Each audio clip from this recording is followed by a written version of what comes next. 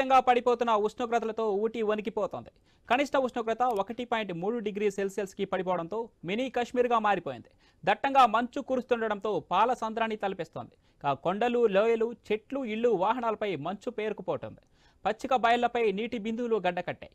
పచ్చందాలు కాస్త ధవల వర్ణాన్ని సంతరించుకొని మురిసిపోతున్నాయి.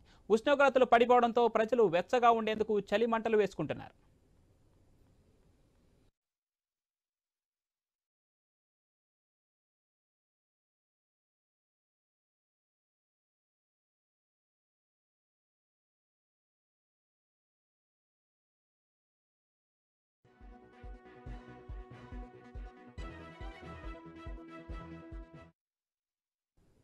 విపరీతంగా పడిపోతున్న ఉష్ణోగ్రతలతో ఊటీ వణికిపోతోంది. కనిష్ట ఉష్ణోగ్రత 1.3 డిగ్రీల సెల్సియస్కి పడిపోవడంతో మినీ కాశ్మీర్గా మారిపోయింది.